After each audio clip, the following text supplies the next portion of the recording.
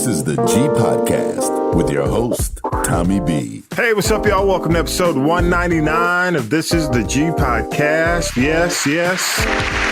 Back for another week, man. I'm Tommy B. You know, each week we do news, politics, pop culture, that piping hot tea from the one and only Tonya B. And only one episode away from the 200th episode of This is the G Podcast. Just want to thank you for joining us for another week. Talib, Shabazz is here. We'll discuss news. Man, we lost a big part of our culture this week. Actor Richard Roundtree, plus Tonya B has your tea, man. What's up with Dwight Howard? She'll tell you. So let's go ahead and get it started with news from Syracuse. Mike, what you got? News team, assemble! It's time for the Week in News with Syracuse Mike. The U.S. is reportedly pushing for a delay in the ground invasion by Israel into Gaza after two more hostages were released by Hamas. The freed hostages are Israeli nationals, according to reports. Hamas said they released two elderly women for humanitarian and medical reasons. A spokesman for Gaza's health ministry claims that since October 7th, Israeli strikes on Gaza have resulted in the death of 4,651 Palestinians, of which 40% were children. Those numbers have not been independently verified. The House of Representatives finally has a speaker. Conservative Republican Mike Johnson from Louisiana was elected Speaker of the House Wednesday, ending weeks of chaos. The 220 to 209 vote along party lines put Johnson in the important role that has been vacant since Kevin McCarthy was booted out by a small group of his fellow Republicans on August 3rd. Johnson says he's willing to work across the aisle. Democratic Minority Leader Hakeem Jeffries. We continue to look forward to finding bipartisan common ground whenever and wherever possible. Congress will need to get together to avoid a government shutdown in just a few weeks. Georgia joins other states where a court has determined that congressional maps are unfair to black voters. A federal judge ruled on Thursday that Georgia's redrawn congressional maps violate a section of the Voting Rights Act. And now Governor Brian Kemp is calling for a special session of the General Assembly to deal with the issue. According to the ruling, the state's congressional, state senate, and state house districts were drawn in a racially discriminatory manner. The maps were approved in 2021. Those maps shifted the Republican congressional edge in the state from 8 to 6 to 9 to 5. The death toll is now 18 following Wednesday's mass shootings in Maine. It's the worst mass shootings in the U.S. this year. Police have identified Robert Card as a primary suspect in the shootings. Mr. Card is considered armed and dangerous, and police advise that Maine people should not approach him under any circumstances. The shootings in Lewiston, Maine, at a bowling alley and a bar have resulted in a lockdown of the community. School districts canceled classes, and authorities are warning residents in and around Lewiston to lock their doors and stay inside. Dean Phillips says he is entering the race for president and is challenging President Biden for the Democratic nomination. The Minnesota Democrat is not well known and is still trying to push better-known Democrats to challenge Mr. Biden, primarily because of the president's age. Political observers don't believe Phillips can win, but he could hurt the incumbent before the general election. The move by Phillips has frustrated some Democratic Party leaders. And actor Richard Roundtree, star of the iconic 70s movie Shaft, has died following a battle with pancreatic cancer. He passed away at his home in Los Angeles. Roundtree was 81. Thanks, Mike, for the headlines. The Newsmaker crew is here. He is in the building, the one and only Talib Shabazz.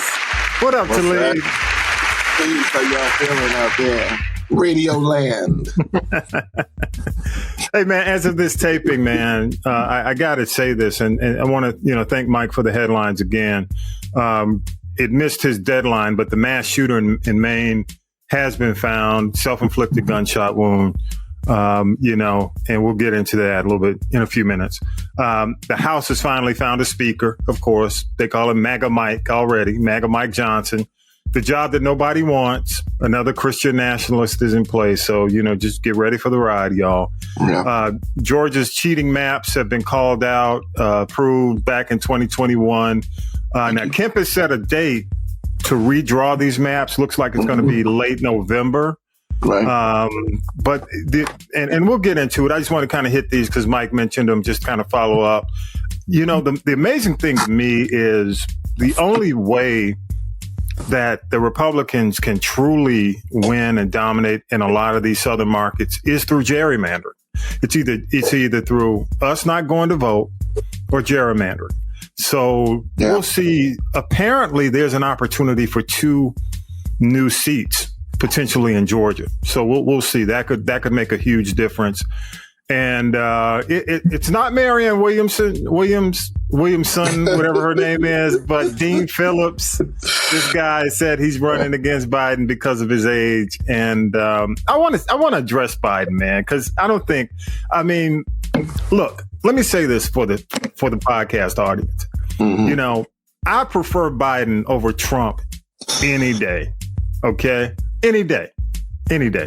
And candidly, I have concerns. I'm not 100% on that bandwagon, but I will say he's done some things, and I've seen the benefit even within my household of the things that he's done. I want to go through a list, to be fair, and you can jump in afterwards.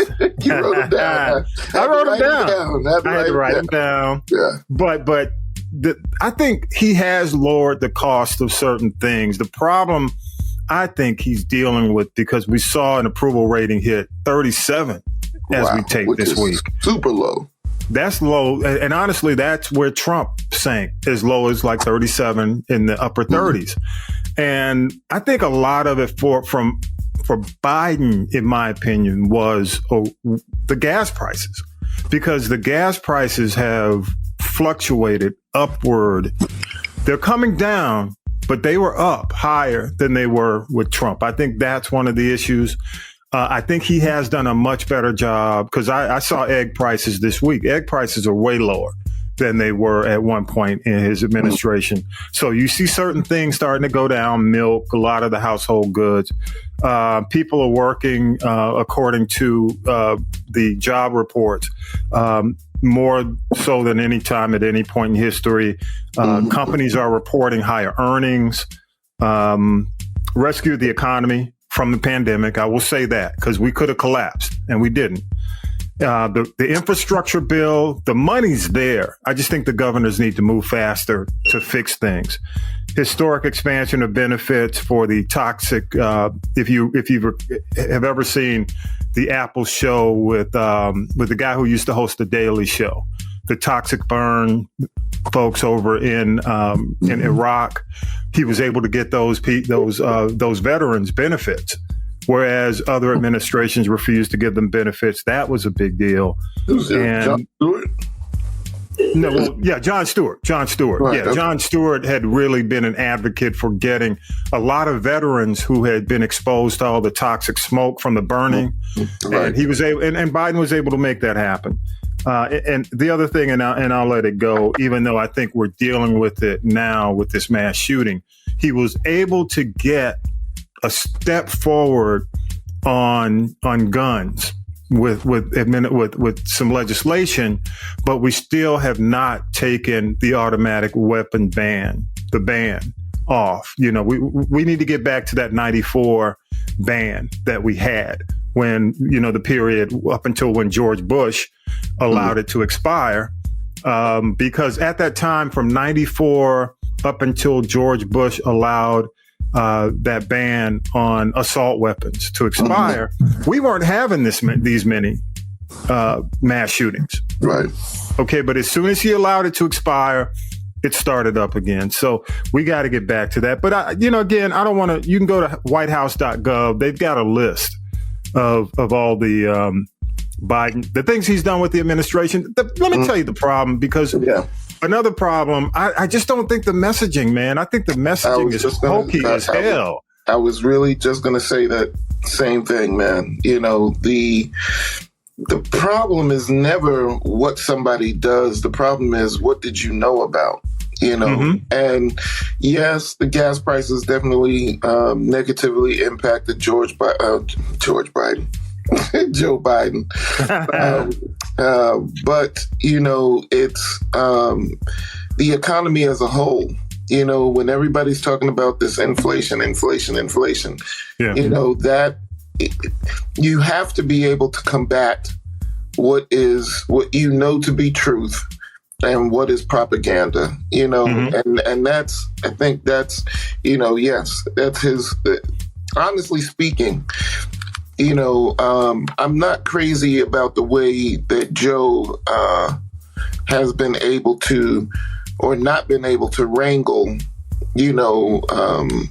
his fellow party members in order to get the just the things that he campaigned on actually into effect. But I'm not mad at the fact that his job the jobs that he's been created or that have been created under his watch. Yeah. Number over 200,000. You know what I mean? There have been some good things that I would definitely say that that Joe Biden has had his hand in. That would not have happened had Trump had 4 more years. So but again, it's just, to me, for where we are and what we really need right now, in my opinion, it's not Joe Biden. Okay, and that's fair. In all fairness, yeah, and honestly, well, you said you don't know who it is, and that's the issue.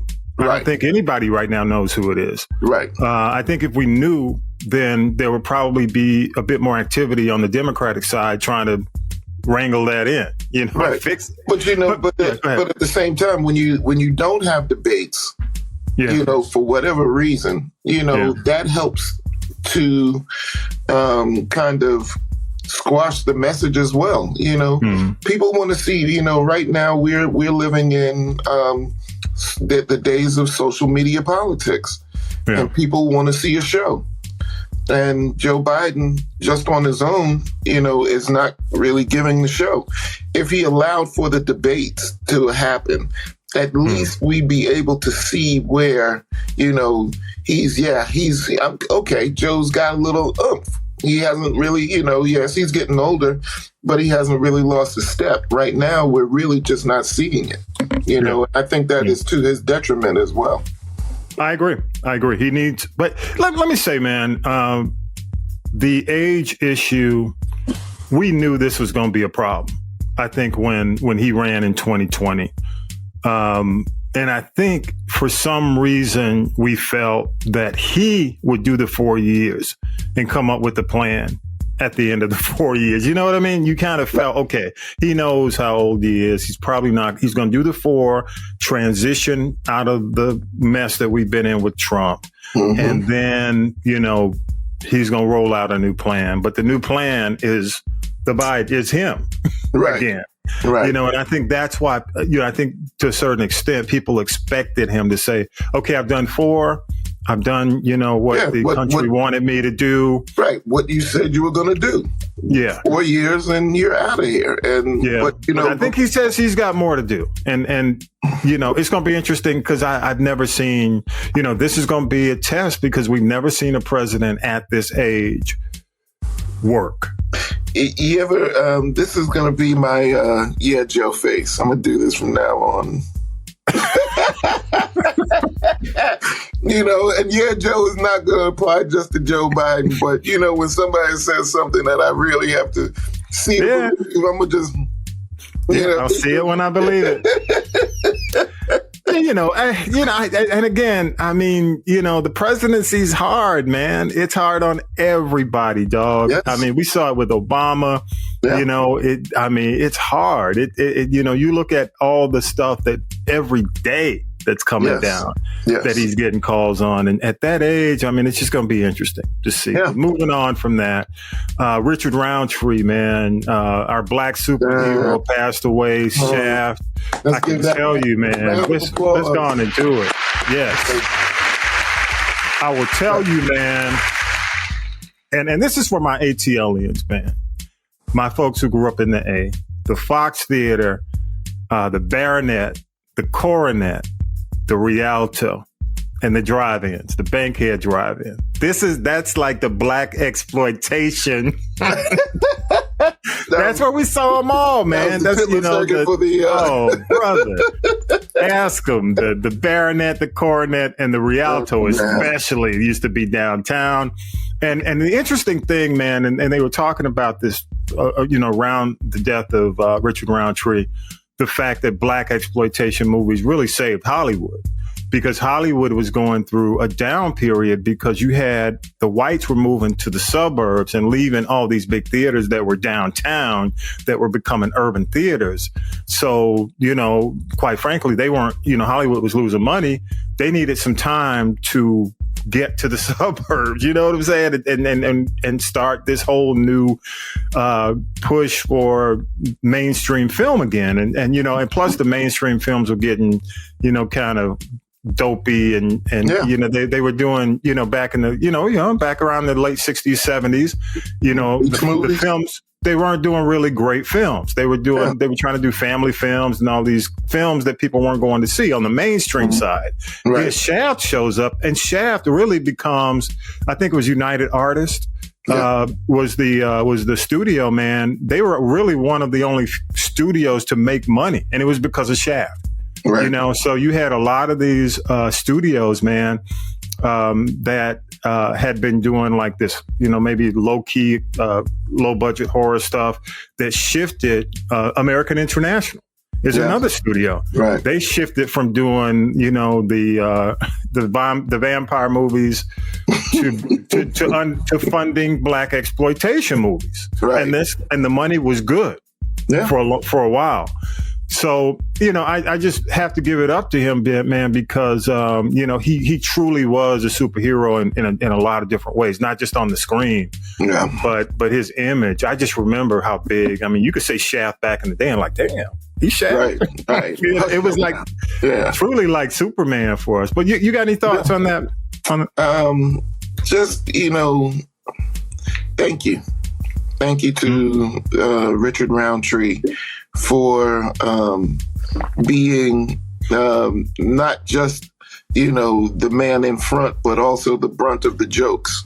Because, when there was a big uproar from the, enlightened black community about the blaxploitation movies, and how, these things were, we were playing ourselves,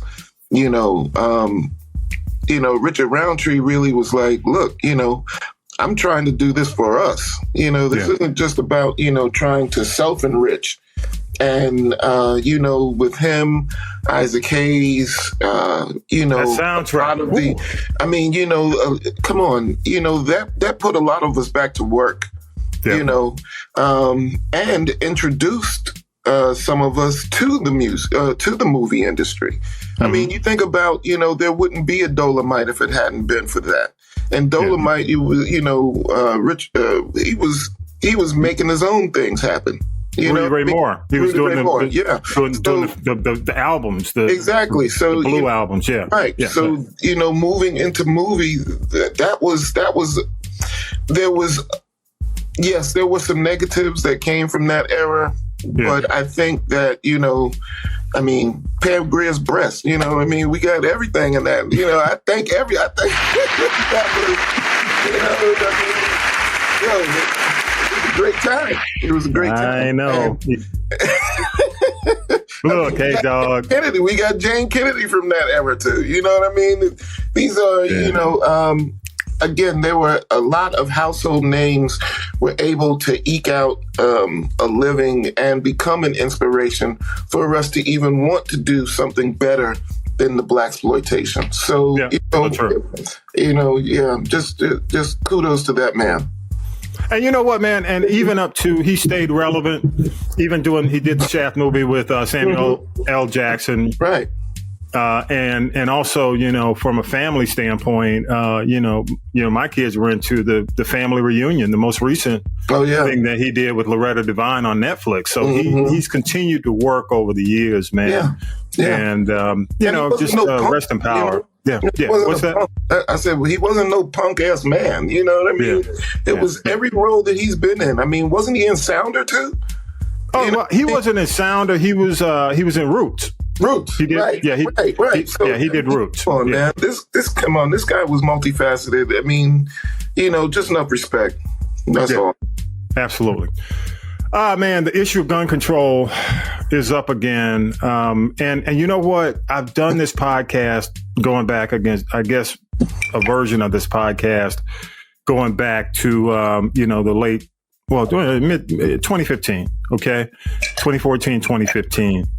And I've talked about this so much. I don't want to go into it in detail because this is blood on the politicians' hands. Every mass shooting we have, it's blood on the politicians' hands, and specifically, it's blood on the Republican Party's hands because they refuse to do anything about assault weapons. And nobody's asking. Nobody wants their guns taken away. I'm not here to talk about taking people's guns away. We're talking about the assault weapons. You don't need assault weapons to kill deer. Okay. You don't need assault weapons to protect yourself in your home. I think there are two things that push the assault weapons. The white supremacists are looking for a race war. So they want to keep the assault weapons. And I think for those who are on the Republican side, who are in that camp, they see it for that. And I do think that there are some in the Republican Party who are just in the back pocket of the gun community. Now, not the gun, but the gun companies. They're getting money from the gun companies. So those two facets keep it going. And I pity the folks in Maine, but even in Maine, the Democrat there was for assault weapons, but he changed his stance after this publicly. So unfortunately, the Republicans have not changed their stance. So we're going to continue to see these. That's unfortunate. And I wish I had some type of plan, a 5-step plan to protect your family from something like this. But until we get the assault weapons off the streets, you don't see this in other countries, Talib. You don't see this, not like this. Piers Morgan was on Fox over the last week. He made a comment, something to the effect of, he can't bring one of the Kinder candies, the Kinder chocolate candies that had the small toy inside. Yeah. He tried to bring some of those to some people here from the UK and was stopped and was told that this was a health risk, and he said the point that he made to the Fox host was, can we just regulate guns to the same degree that we regulate these candies? I agree. I agree. And look, he's making a good point. There's things that are ridiculous that are regulated. Right. Yeah, go ahead. It just goes back to what we've been saying over the last couple of weeks about hypocrisy. Yeah. Guys, my grandmother from Wetumpka, Alabama. God rest her soul. Yes, Miss Minnie Lewis. Minnie Lewis says to me that common sense is not common.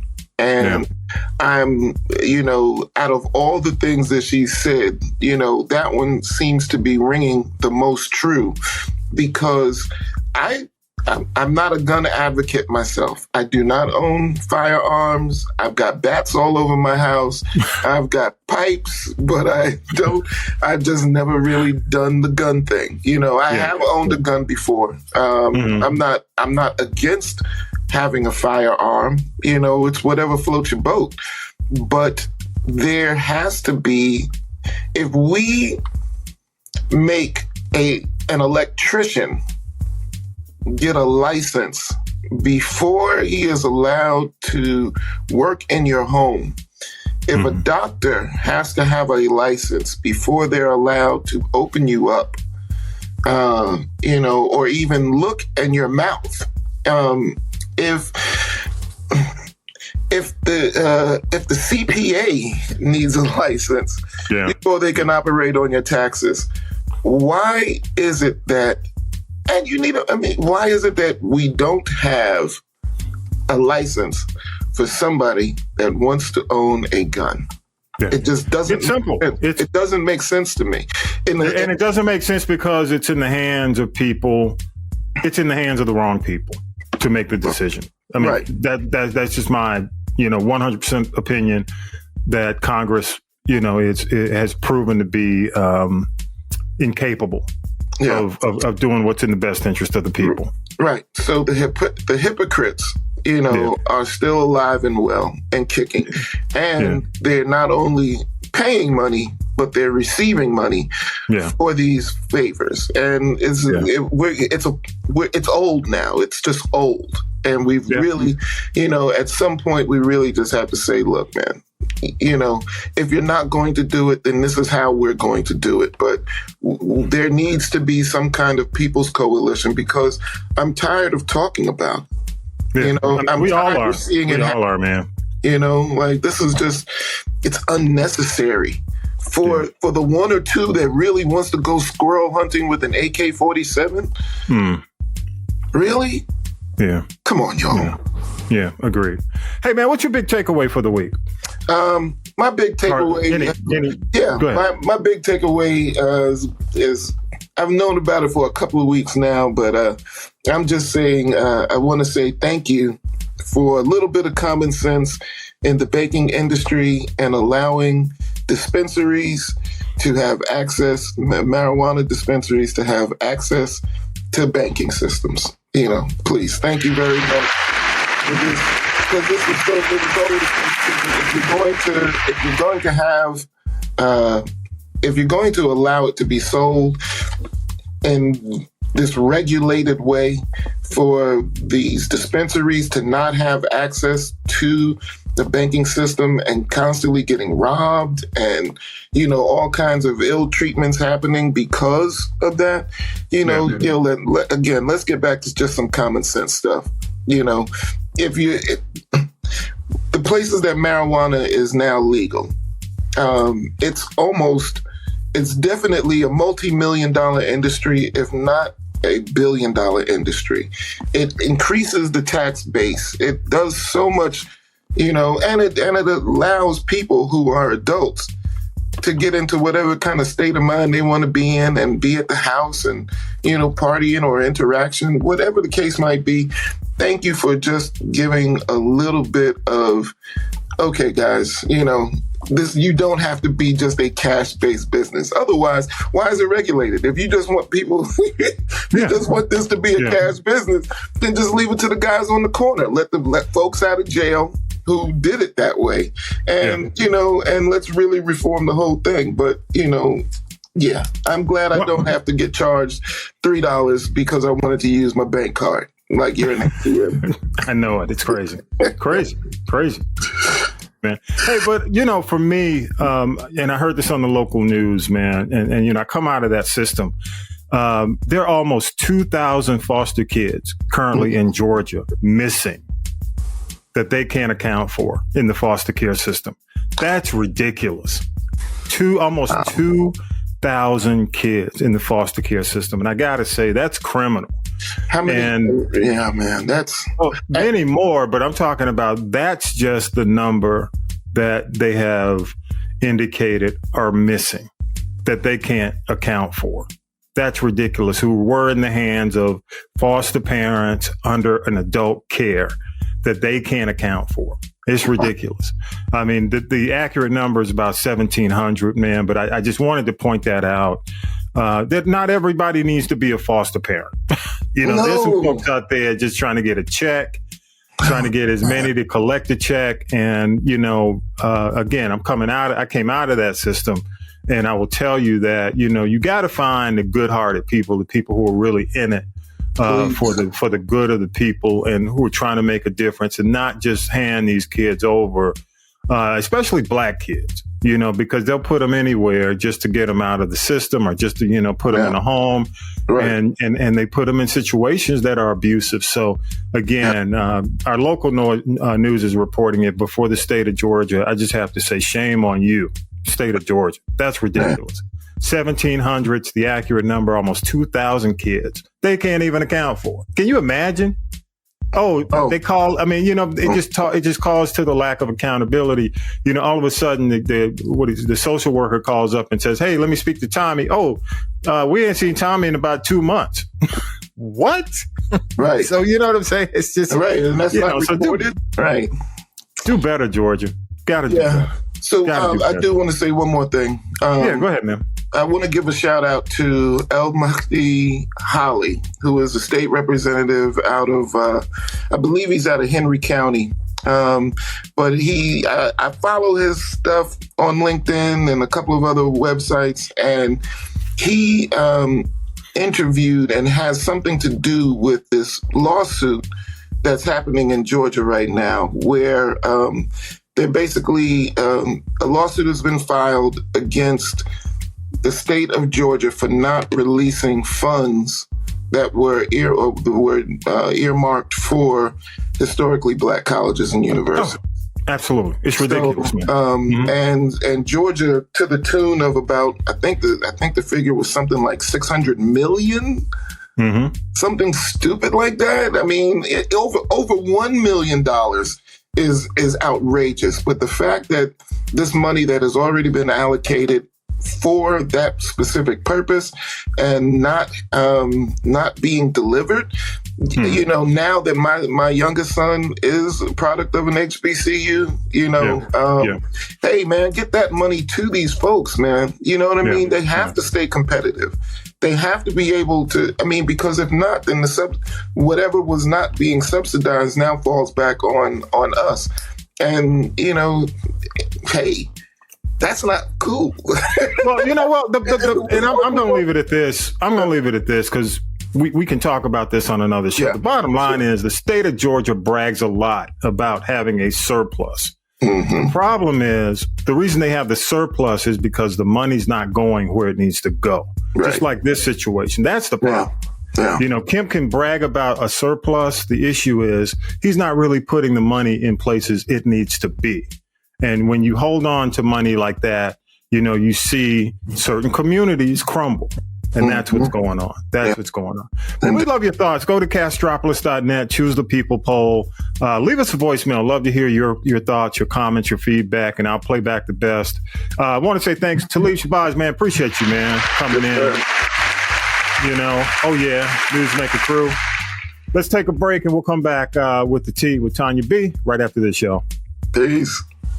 This is the G Podcast after the break. Hey everybody, what's up? It's Tommy B from This is the G Podcast. And if you've been thinking about starting your own podcast in 2024, I'd love to have a chat with you. The Castropolis Podcast Network is currently accepting new shows. And if you have a clear vision and a unique voice, let's get in touch. Reach out to me at info@castropolis.net or visit the website castropolis.net. Simply click on the Contact Us button. So go to castropolis.net, click on Contact Us, and just leave me a message. I'm Tommy B from This is the G Podcast, and I can't wait to help you start your very own podcast journey today. Now then, children, it's time for tea. It's tea time, y'all. Sippin' the tea with Tonya B. Yes, children. It is time for tea.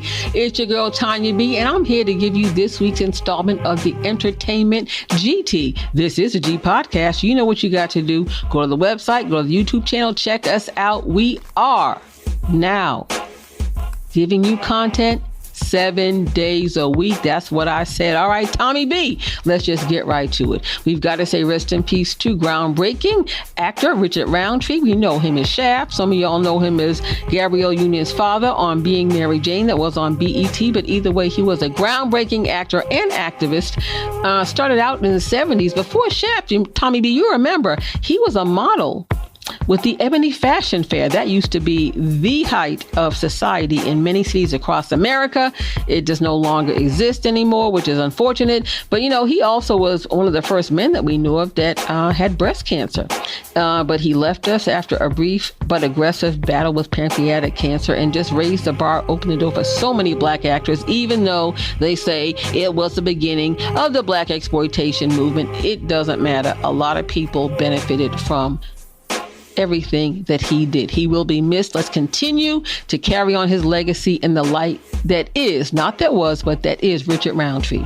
Dwight Howard, yes, what you do in your bedroom is your business, but you need to be a little bit more aware of how you keep your house. Now, he may go to jail, Tommy B, for sexual assault on not a woman this time, but on another man. The receipts are flying all over the internet and social media. Allegedly, all I got to say is, Dwight, It is your business, but don't post up. Don't blame other people. Don't be so self-righteous. Just stand in your truth and look into the light like Carol Ann. All right. Now, there's this woman, British Williams. She was on Basketball Wives. She's going to jail. It's a shame because she's got a young daughter, and she was faking the funk about the celebrity lifestyle.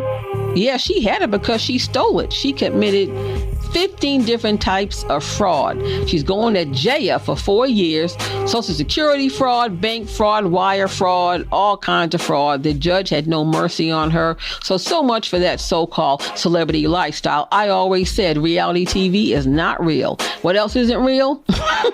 Jada go fade away, Pinkett Smith. In the words of Shaka Khan, Tommy B, ain't nobody buying her book. It is number 173 on the Barnes & Noble list.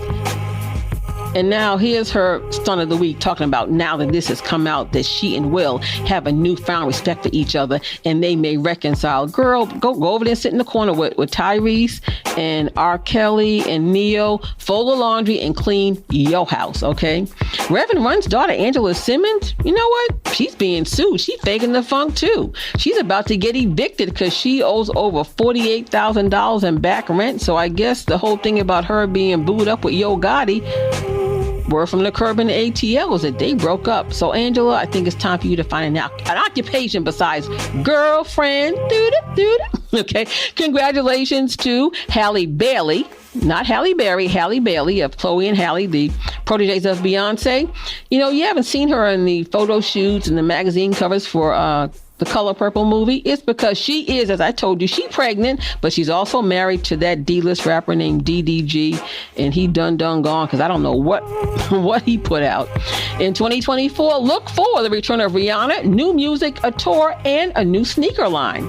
Word from the Curb is that Jonathan Majors and Megan Good may have secretly married. Ooh, he's got to go back to court again on the 29th of November. The ex-girlfriend that started all of this brouhaha turned herself in, and she's walking away scot-free.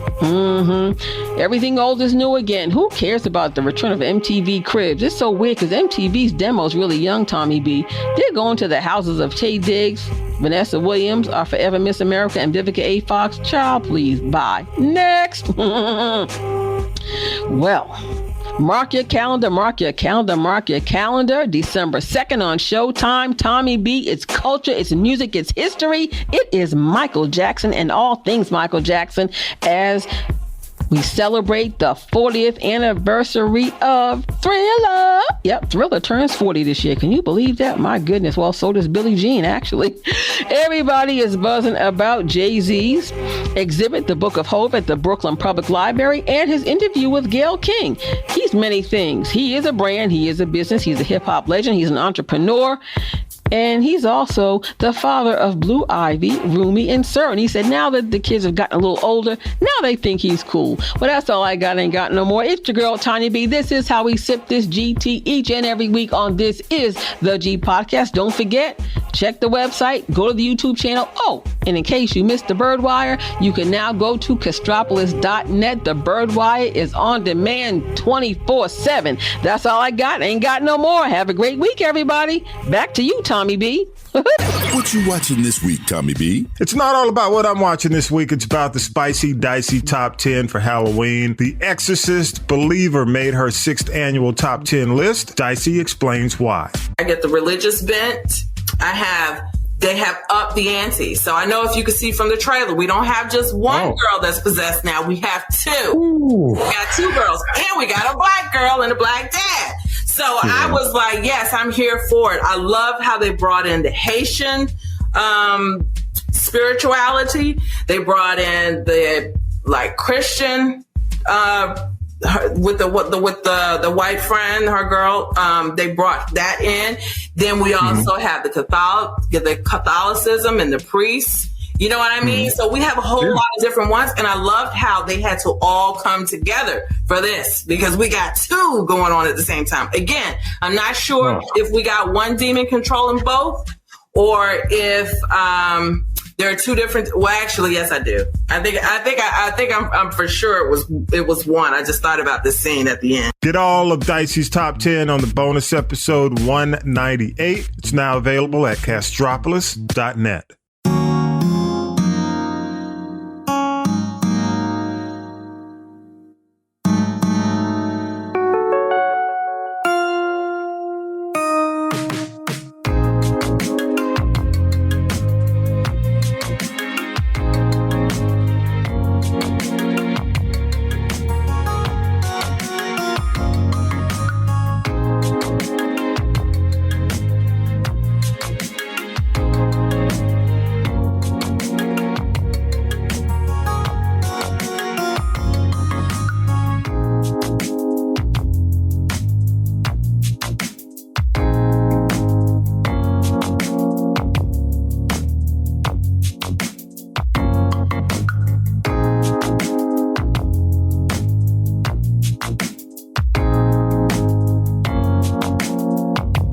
As always, y'all, big thanks to Syracuse Mike, Tonya B, Vi, Talib, political analyst Harold Michael Harvey, and author. Thanks to the crew, Millennial Nick, Lady J, Regia, music by K-Dub, and all those who help us make it happen from week to week. We really appreciate what you do. Remember, each and every Sunday, y'all, 6 p.m., you can stream us first. The links are in social media, or you can just go to castropolis.net. Everything is there. Don't forget to share the show. Share us with a friend, y'all. Don't cost you nothing. Big PSA for this episode. Congrats to our friends in South Africa. Yes, if you like rugby, they are the winners. Second in a row, I think, of the Rugby World Cup. They beat New Zealand 12-11. So congrats to the Springboks. That's what they are called, y'all. Yeah, congrats, y'all. And we appreciate you for supporting the show each and every week. Don't forget to subscribe, turn on notifications. We now do the bonus episodes every week. So that's daily, Monday through Friday. So make sure you have your notifications on, y'all. Subscribe on your favorite podcast app, or simply use YouTube, or just go to castropolis.net. And with that, y'all, episode 199 is in the can. Have a great week. Peace and power to the people. Have a great week. You've been listening to This is the G Podcast. And This is the G Podcast is a production of the Castropolis Podcast Network. Thanks for listening.